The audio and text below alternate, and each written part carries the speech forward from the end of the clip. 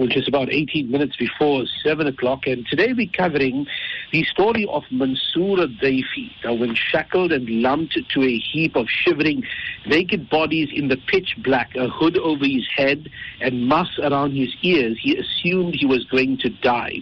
Now, he had been conducting research in Afghanistan and was expecting to begin university at the end of the year. Instead, he was accused of being an Al-Qaeda leader, kidnapped by Afghan warlords and handed over to the CIA, then age 18. Well, this year now was a long story for Mansoor al-Daifi, 40 years in Guantanamo Bay, and alhamdulillah, at the end being released. But all those years going by, currently joining us, and of course on behalf of, he's a coordinator for CAGE, currently joining us live from Serbia. Assalamu alaikum wa rahmatullahi wa barakatuh, Brother Mansoor, ahlan wa sahlan. Wa alaikum assalam wa rahmatullahi ta'ala wa barakatuh. What a story.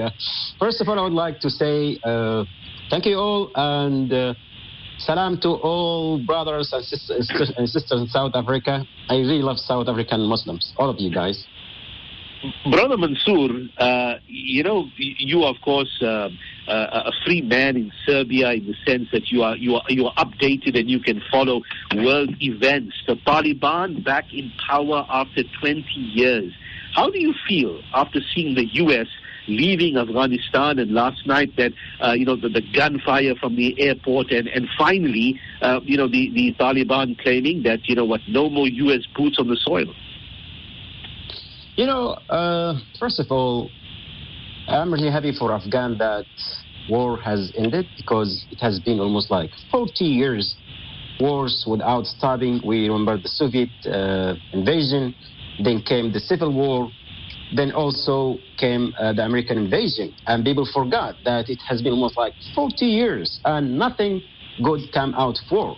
Generation and generation were eliminated by under this ongoing war.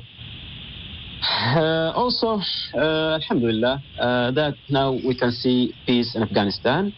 And what I can see here, that Taliban took back what has been taken from them for the last 20 years. And I remember at Guantanamo, I met one of the Taliban leaders.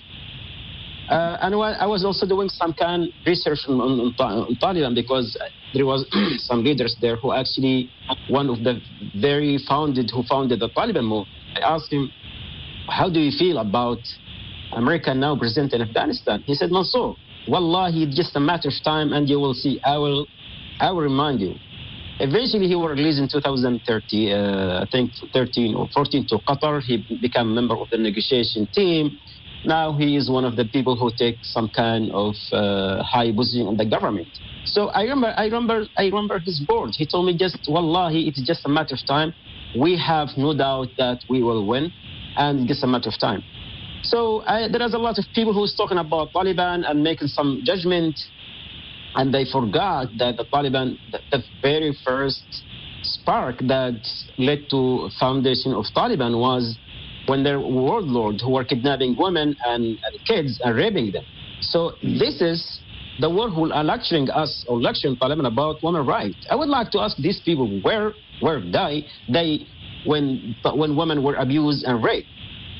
So what I can say, I mean, my country is in war now and invaded by Saudis and Emiratis, and no one would accept foreigners to rule or to invade their countries. Brother Mansoor, we've been following, Guantanamo Bay, for a long, long time now. There are a few, people still there, but many of them have been released, like yourself. But released in what sense? I mean, life in Serbia, some people in Uruguay, some people elsewhere. How is the life of an ex-detainee? I mean, how are you getting along? You're not in your home country of Yemen. You're not in, Bilad al-Muslimin. You are there in Serbia. I mean, how is life in general? Brother, I just finished today my research called, because my research for my faculty, I finished alhamdulillah faculty this year, was about rehabilitation and reintegration of former Guantanamo detainees into social life and the labor market, which I found actually some of us still live in Guantanamo 2.0. Some actually who resettle in like in Western Europe countries, doing well. Some who resettle in Qatar or Oman, actually doing very well. But some of us who resettle in or sent to Eastern Europe or Kazakhstan or UAE is the worst case. As I told you, we still live in the stigma.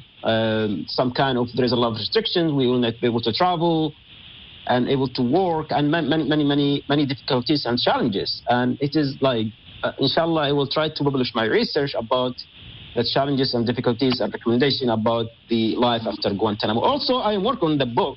My new book, inshallah, will be Life After Guantanamo, my next book. You are currently lending your voice to the project to close Guantanamo Bay. I mean, you know, this prison here, or what a detention center, whatever you want to call it, is well over expiry from being closed. I mean, 4 U.S. presidents, some promised, Obama promised that, you know what, he's going to close down. Then came Trump, and Biden currently, you know, silent on the whole project entirely. But when is this Guantanamo Bay going to close? Is there no will to close it from the international community or from the U.S. government? I hope so, but brother, as you see, I have watched presidents who want to close Guantanamo, but as you see, during the Obama administration, the Congress perpetuated the myth that Guantanamo hold the worst of the worst terrorists. And again, just recently, 6 Republicans sent a letter to Biden telling him that Guantanamo hold the worst of the worst terrorists, which actually, if we go back, according to the ACLU and many research, that only 88% proved to have ties to Al-Qaeda and Taliban. Other, the rest of them were sold or for bounty money or were mistaken identity, like my case. Again, I think United States cannot declare the war is over in Afghanistan until they close Guantanamo. Also, Guantanamo, they know it is both morally right and in the best interest of American safety and security. And I hope, you know, that Biden will close Guantanamo as he pulled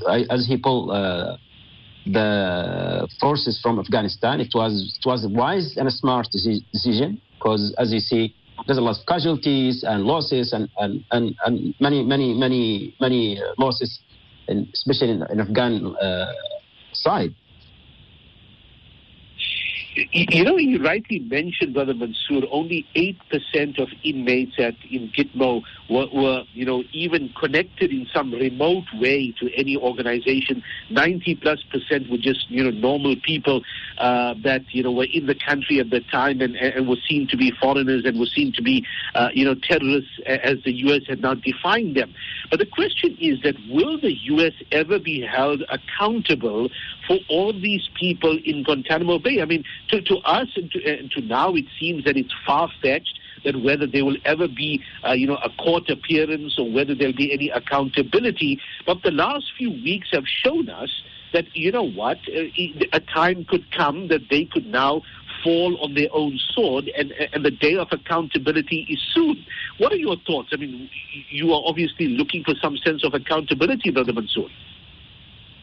Yeah, I mean, yes, there should be some kind of accountability, and there should be also some kind of acknowledgement, apologizing, and compensation for what had been done to the people, not just people in Guantanamo, the one who get affected by the war in terror. We call it actually the war of terror, because honestly, sometimes at Guantanamo we said, brothers, I think we are lucky because, you know, what we have seen, families wiped out, people lost their homes, their limbs, and also under the name of the war on terror. So it's like, at least we are safe here. But again, the people who were sent to Guantanamo, they weren't captured in the battlefield or holding guns. They were sold. Many of them were sold by either Pakistan, Iran, UAE, and many other countries, Mauritania, Yemen, and other countries, Bosnia. So they brought people from around the world, 50 nationalities, 20 languages, around 779 men were there at age only a few months old until 105 years old. I mean, this is Guantanamo. It was a big mess. That what they keep that place secret. there is no access to journalism or only specific lawyers, and nothing come out from there because they knew if the reality come out of Guantanamo, it just makes the situation worse for the United States. So finally, Brother Mansour Daifi, your new book, when could we expect it, and when is it going to come onto the shelves? It already came on the 17th of August, and I hope you can order it on Hachette or Amazon. And it is honestly, alhamdulillah, we get a lot of reviews and praise about the book. And I say it's an important piece and unique, not because I wrote it, because it's the only book that covers 15 years of Guantanamo life. And it took actually the reader inside the detention life of the brothers, the guards, the camp staff, how the people live there as humans. At the same time, how we live there and grow up being totally disconnected from the world and isolated. It's about brotherhood, friendship, and about struggle to survive at that place. And alhamdulillah, I hope we can get you the address. We can send you a copy. Inshallah, looking forward to it, Brother Mansour Daifi, Guantanamo number 0441, alhamdulillah, released and living in Serbia. And good to talk to you, Brother Mansour, inshallah. Looking forward to further conversations with you, inshallah, and further insights as especially Afghanistan continues its new phase, and we hope for a phase of peace, not just in Afghanistan, but in Yemen and all over. And looking forward to your insights on that matter as well. Assalamu alaikum. Assalamu alaikum wa rahmatullahi wa barakatuh. Jazakallah khair, brother.